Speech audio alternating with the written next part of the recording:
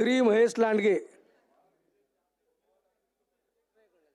धन्यवाद धन्यवाद अध्यक्ष महोदय। अध्यक्ष महोदय, मी आपल्या माध्यमातून एक सभागृहापुढे एक महत्त्वाची बाब लक्ष जाणून देतो। अध्यक्ष महोदय, आपल्या पिंपरी चिंचवड शहरामध्ये जिथं आपण पण नेतृत्व करता त्या पिंपरी चिंचवड शहरामध्ये जेन्युइन आरएमच्या माध्यमातून घरकुल झालेला आहे। प्राधिकरणाच्या जागेवर महापालिकेनं घरकुल बांधलेलं आहे आणि जवळजवळ 7,000 कुटुंबांना त्या ठिकाणी आर्थिक दुर्बल घटकातल्या लोकांना घर दिलेलं आहे। अध्यक्ष महोदय, आता तो प्रकल्प चालू आहे। आता मी 10-12 वर्ष झालं, 11 वर्ष झालं मी आमदार झालो।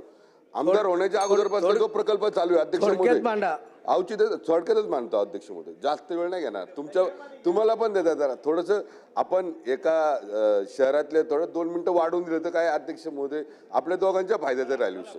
अध्यक्ष महोदय, 7,000 कुटुंब तिथे राहतात, 7,000 कुटुंब तिथे राहतात। अध्यक्ष महोदय, आज 12-15 वर्ष झालं ती घरकुल पूर्णपणे तयार झाले नाही। अध्यक्ष महोदय, तिथं आर्थिक दुर्बल घटक राहतात। अध्यक्ष महोदय, ते सर्व लोक हे 400 स्क्वेअर फूटच्या घरामध्ये राहतात। अध्यक्ष महोदय, त्यांना आपण कुठल्याही पद्धतीच्या सुखसोयी अम्युनिटीज आपण देणार होतो, ज्या सुविधा देणार होतो त्या कुठल्याही आजपर्यंत दिलेल्या नाहीत। अध्यक्ष महोदय, मध्यंतरीच्या काळामध्ये कोविड सारखी महामारी आली, त्यामध्ये सुद्धा हे सगळे आर्थिक दुर्बल घटकातले 7,000 कुटुंबातले सगळे कमावणारे गृहस्थ घरात होते।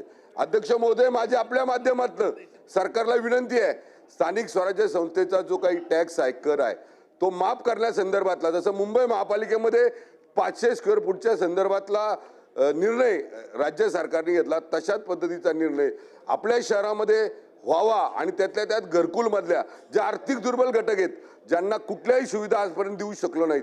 अध्यक्ष महोदय, पावसाळ्यामध्ये त्यांचा पहिला मजला हा पाण्यामध्ये असतो।